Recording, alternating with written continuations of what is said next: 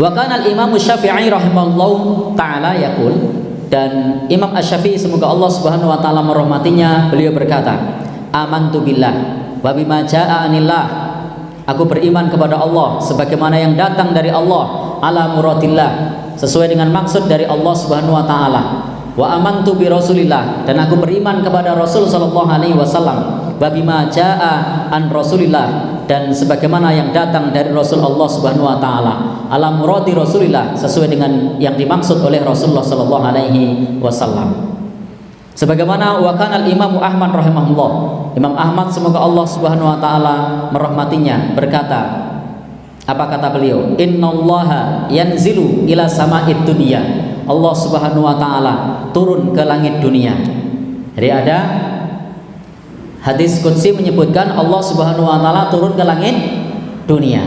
Maka apa yang perlu kita lakukan? Kita imani. Jadi kita imani. Allah menyebutkan bahwasanya Rasul sallallahu alaihi wasallam bersabda, innallaha yanzilu ila sama'id dunya. Rasul bersabda, innallaha yanzilu ila sama'id dunya. Allah Subhanahu wa taala turun ke langit dunia. Kapan turun ke langit dunia? Disebutkan di sepertiga malam yang terakhir. Maka kemudian kita diminta untuk berdoa. Jadi kita diminta untuk berdoa kepada Allah Subhanahu wa taala. Maka itu adalah waktu-waktu yang mustajab. Yang perlu kita lakukan apa? Berdoa. Karena itu adalah waktu yang mustajab. Bahkan Al-Quran juga mensifati wal mustaghfirina bil ashar. Di antara orang-orang yang soleh itu adalah mereka yang memperbanyak istighfar di waktu sahur, di pertiga malam yang terakhir. Tidak perlu kemudian berpikir bagaimana Allah turun ke langit dunia, tapi cukup kita imani Allah Subhanahu wa taala turun ke langit dunia, karena Rasul sallallahu alaihi wasallam menyebutkan seperti itu. Yanzilu rabbuna ila sama'id dunya, bahwasanya Allah Subhanahu wa taala turun ke langit dunia kulla lailatin, setiap malam.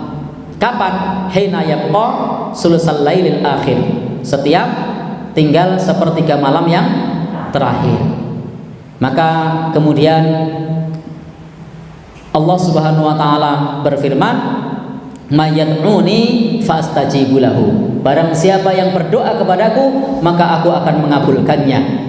Dan barang siapa yang mayas'aluni, barang siapa yang meminta kepadaku maka aku akan memberinya. Wa mayastaghfiruni, dan barang siapa yang memohon ampun kepadaku maka fa'aghfiru lahu, maka aku akan mengampuninya. Ini adalah hadis yang menjelaskan kepada kita di antara tentang sifat Allah, dan banyak nanti hadis-hadis sifat Allah Subhanahu wa taala. Maka apa yang perlu kita sampaikan tentang sifat-sifat Allah semacam ini, tidak boleh kita serupakan dengan makhluk. Maka kita tidak perlu berpikir bahwasanya bumi ini bulat, kemudian sepertiga malam. Kalau begitu sepertiga malam itu ada setiap saat. Lalu Allah turun ke langit dunia, Allah pusing dong muter-muter. Maha suci Allah, subhanallah, dari atas apa yang mereka pahami karena menyerupakan dengan makhluk. Allah kuasa atas segala sesuatu. Innallaha ala kulli syai'in qadir. Allah kuasa atas segala sesuatu. Tugas kita beriman bahwasanya Allah itu disebutkan oleh Rasul Rabbuna, bahwasanya Allah yanzilu Rabbuna ila sama'id dunya, bahwasanya Allah Subhanahu wa taala turun ke langit dunia setiap 3 malam terakhir. Kemudian barang siapa yang berdoa kepada Allah, Allah akan mengabulkannya. Barang siapa yang minta kepada Allah, Allah akan memberinya. Barang siapa yang mohon ampun kepada Allah, Allah akan mengampuninya. Tugas kita adalah berdoa, tugas kita adalah meminta, tugas kita adalah istighfar. Karena kalau kemudian kita pikirkan, akal kita tidak akan sampai. Kalau kita pikirkan kemudian dengan pikiran yang aneh-aneh, maka itu menyamakan Allah dengan makhluk. Saya sering berikan ilustrasi ini. Ketika kita sholat, membaca alhamdulillahirabbil alamin, Allah jawab, hamidani abdi, hambaku memujiku. Ar-Rahmanir Rahim, Allah jawab, majadani Rabbi, hambaku, majadani abdi, hambaku memujiku. Ketika kita mengucapkan Malik Yaumiddin, asna alayya abdi, hambaku memujiku, dijawab oleh Allah. Ketika kita mengucap iyyaka na'budu wa iyyaka nasta'in, maka pada saat itu Allah jawab, nisfuli wa nisfulil abdi, separuh untukku dan separuh untuk hambaku. Itu kalau dipahami dengan pemahaman makhluk, gimana cara Allah menjawab? Ada ribuan orang, ada jutaan orang membaca Al-Fatihah di waktu bersamaan. Ada yang sampai iyyaka na'budu, ada yang sampai alhamdu, ada yang sampai ar-rahman, ada yang sampai maliki, ada yang sampai ihdina, ada yang sampai sirata, di seluruh belahan dunia. Sementara doa-doa kita dijawab oleh Allah. Kalau kita gunakan pikiran kita, tidak nyampai. Bingung kan? Mumet kan? Maka jangan bayangkan ketika kita berpikir tentang sifat Allah yang mampu menjawab ribuan jutaan orang, karena Allah Maha Kuasa atas segala sesuatu dan Allah tidak serupa dengan makhluknya. Karena kalau kemudian kita samakan dengan makhluknya, kita akan pertanyakan bagaimana cara Allah menjawab. Bahkan makhluk Allah Subhanahu wa Ta'ala yang namanya malakul maut itu mampu mencabut nyawa di belahan bumi yang berbeda. Itu baru makhluk Allah. Maka Allah Subhanahu wa Ta'ala adalah zat yang maha segalanya, melebihi seluruh makhluknya. Maka begitulah hendaknya kita memahami tentang sifat Allah. Jangan diserupakan dengan makhluk. Karena banyak orang kemudian menserupakan dengan makhluk. Bagaimana Allah turun ke langit dunia sementara buminya bulat? Kalau begitu Allah turun terus, tidak pernah naik-naik. Itu karena menyerupakan dengan makhluk.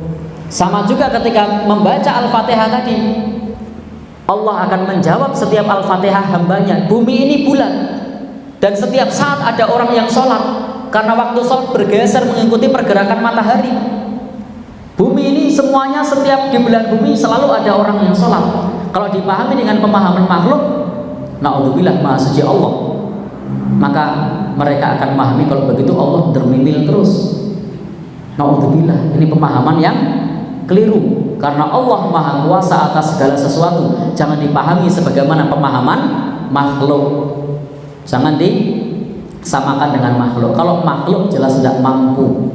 Bahkan Allah mengetahui yang tersembunyi di dalam bumi. Bahkan Allah mengetahui setiap daun yang berguguran yang jatuh di tengah hutan pada saat malam gelap gulita. Allah Maha tahu. Kalau diserupakan dengan makhluk, bagaimana cara melihatnya? Tidak usah. Allah Maha tahu. Pokoknya dengan sifat-sifat Allah, dengan yang terkait dengan sifat-sifat Allah Subhanahu wa Ta'ala, kita imani sebagaimana yang disebutkan oleh Imam Asy-Syafi'i rahimahullah ta'ala, amantu billah wa bima ja'anillah, aku beriman kepada Allah dengan yang datang dari Allah, ala muradillah, sesuai dengan maksud Allah, wa amantu bi rasulillah, dan aku beriman kepada Rasulullah, wa bima ja'an rasulillah, dan juga dengan yang datang dari Rasulullah, ala muradi rasulillah, sesuai maksud Rasulullah sallallahu alaihi wasallam. Demikian pula kita nu'minu biha, kata Imam Ahmad rahimahullah ta'ala, kita beriman dengannya, wa nusaddiqu biha, kita membenarkannya, la bikaifin, tidak bertanya bagaimana, tidak pula kemudian mentakwilnya. Maka Bapak Ibu, ikhwan dan akhwat yang berbahagia dirahmati Allah Subhanahu wa Ta'ala, terkait dengan surat Al-Ikhlas, walam yakul lahu kufuwan ahad, tidak ada yang setara kepada Allah, baik zatnya maupun sifatnya maupun perbuatannya. Jadi jangan pernah menyamakan Allah kepada makhluknya. Jangan pernah menyamakan Allah dengan makhluknya, karena maha suci Allah dari sifat-sifat seperti itu.